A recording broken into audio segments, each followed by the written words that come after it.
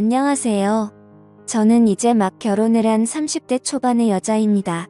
저에게는 훈훈한 외모와 착하고 성실함까지 있는 든든한 남자친구가 있었고, 저희는 사귀는 3년 동안 많은 추억을 남기고 있었고, 서로 결혼을 약속하게 되었었죠. 그래서 결혼 날짜를 잡고 상견례까지 준비를 하게 되었습니다. 한 가지 문제가 있다라고 한다면 저에게는 부모님이 계시지 않았어요. 어렸을 적에 부모님 두 분께서 사고로 인해 일찍 돌아가셔서 형제도 없었던 저는 결혼을 더욱 빨리 하고 싶었고 화목한 가정을 만들고 싶었습니다.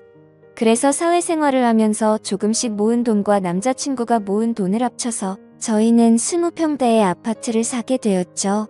물론 대출이 대부분일 정도로 빚을 많이 졌어야 했고, 처음 가지게 된 집과 남편이 돼 남자친구와 둘이 오순도순 살아갈 앞으로의 행복한 미래를 꿈꾸게 되었습니다. 어릴 때부터 부모님의 사랑을 못 받고 자라서 그런 건지 가족애가 뭔지 잘 몰랐던 저는 남자친구의 부모님께 친근하게 다가가거나 하는 방법을 잘 몰랐었습니다. 그래서 다른 평범한 여자들처럼 남자친구 부모님께 애교 있게 전화드리는 일도 당연히 없었던 거죠. 남자친구의 과거 여자친구들과 조금 달랐던 저이지만 남자친구는 제가 처했었던 환경을 잘 알고 있었던 사람이었습니다. 그래서 늘 자신의 부모님에 대해 좋으신 분들이라며 편하게 마음 가져도 된다며 제게 안심을 시켜주고는 하였습니다. 아무튼 그렇게 시간이 흐르고 약속된 상견례 날이 다가왔습니다. 정말이지 남편이 될 남자친구의 부모님 앞에서 혹여나 실수라도 할까봐 제 가슴이 계속 콩닥콩닥 거렸습니다. 긴장을 많이 하게 되어서 심호흡도 길게 쉬어보고 청심환도 먹고 달달한 사탕도 씹어보며 남자친구의 부모님을 기다리게 되었었죠. 저의 긴장한 모습을 본 남자친구는 미소를 띠며 귀엽다고 말했고, 빨리 결혼해서 부모님과 잘 지내는 모습도 보고 싶다며 좋아했습니다. 잠시 뒤 남자친구의 부모님이 저희가 있는 곳으로 오시게 되었고, 저는 번쩍 일어나서 큰 소리로 인사드렸습니다. 안녕하세요. 영민이 여자친구 정희입니다. 너가 정혜니?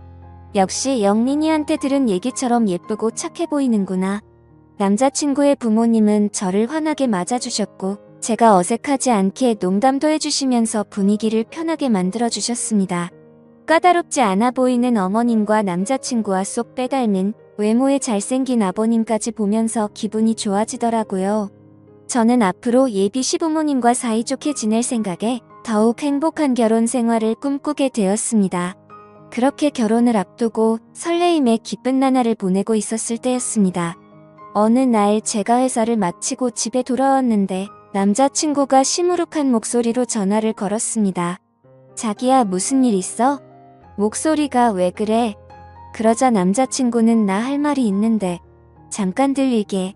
괜찮지? 라고 말하더라고요. 평소 활기찬 목소리였던 남자친구가 풀이 죽은 듯한 목소리라 걱정이 되었습니다.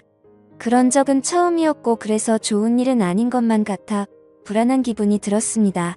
곧이어 남자친구가 제가 혼자 살고 있는 집에 들어왔습니다. 저희가 대출을 받아서 살 아파트에 우리 부모님도 모시고 살아야 할 것 같다고 하더라고요. 그게 무슨 말이야? 부모님은 살고 있는 집 있으시다고 하지 않았어? 사실은 아버지가 예전에 사업하시다가 빚이 생겼었는데 금액이 점점 커져버려서 집을 내놓으셔야 된다고 하셔. 미안해 정희야. 사실 남자친구 목소리를 듣고 이별을 고하는 건 아닐지 너무 걱정했었는데 그건 아니어서 뭐든지 다 괜찮다고 생각이 들더라고요. 하지만 그럼에도 불구하고 솔직한 마음으로는 남자친구의 말을 듣고 당황하긴 했지만 애써 괜찮게 생각하려고 했습니다. 남자친구의 마음도 이해가 가고 시부모님들이 안쓰럽게 느껴지기도 했고, 어렸을 때부터 부모님이 일찍 돌아가셔서 부모님의 품이 늘 그리웠던 저였던지라 시부모님과의 동거에 대한 설레임도 생기게 되었습니다. 그래서 대답했죠. 응, 그래, 괜찮아.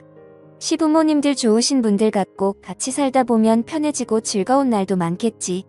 그러자 남자친구는 이해해줘서 정말 고맙다면서 최대한 빨리 독립을 할 수 있게 자신이 노력하겠다며 평생 행복하게 해준다고 말하더군요. 그렇게 이후 계절이 바뀌었고 저와 남자친구는 예정대로 결혼식을 올리게 되었습니다. 신혼여행을 다녀오고 시부모님과 함께 살 아파트도 들어가게 되었습니다. 제가 이사를 온 아파트는 방이 3개였지만 큰 평수가 아니라서 그런지 화장실은 하나인 집이었었죠. 그래서 조금 불편할 거라고 생각했지만 서로 순서를 지켜가며 보리를 보니 금세 적응이 되어 가더라고요.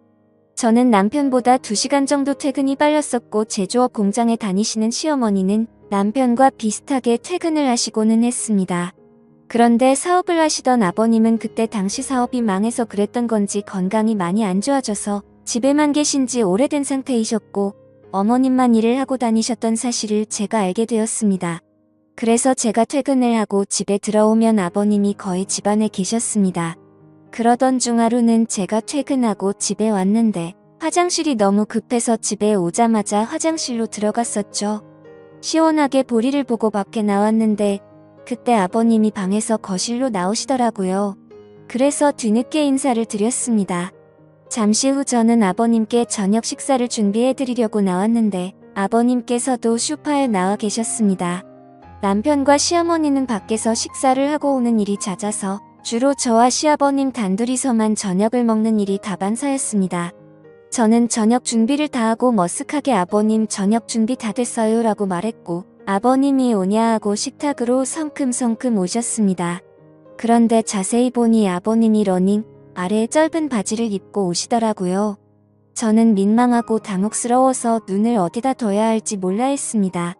그런데 그 순간에도 저는 아버님의 상체를 보았는데 운동을 자주 하셔서 그런지 몸도 다부지고 좋으시더라고요. 어색한 기운이 돌기는 했지만 아버님과 저는 아무렇지 않게 식사를 마쳤고 저는 설거지를 하려고 그릇을 집어넣고 있었습니다. 그때 아버님이 정수기에 물을 뜨러 가시면서 제 뒤를 스쳐 지나가셨습니다. 남편과 닮아 얼굴도 잘생기셔서 그런 걸까요? 아버님과 가까워지는 게 저도 모르게 두근두근 거려서 기분이 묘하더라고요. 얼마 전 남편이 말하기를 아버님께서 사업도 하셨었지만 그 핑계로 어머님을 놔두고 여러 여자를 만나고 다니셨다는 말이 문득 생각났습니다. 얼굴뿐만 아니라 몸도 멋지신 아버님을 보니 그 여자분들이 아버님께 목을 메었다는 게 이해가 되었고 저도 모르게 아버님이 더욱 매혹적이게 느껴졌습니다. 하지만 일부러 그런 게 아니실 텐데 저만 쓸데없는 생각을 하는 것 같아 제 자신을 보며 순간 부끄러운 마음이 들더라고요. 아무튼 그래서 억지로 다른 생각을 하면서 설거지를 하고 있었는데 그때 저의 뒤로 아버님이 오셨습니다. 회사 다녀와서 힘들 텐데 매번 식사에 설거지까지 하느라 힘들겠구나. 오늘은 내가 도와줄게 하고 본인이 설거지를 하신다고 말하셨습니다.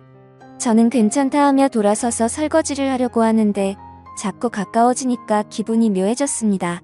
순간 저희 둘은 눈이 마주쳤고 정적이 흐른 후 말도 안 되는 실수를 저지르고야 말았죠.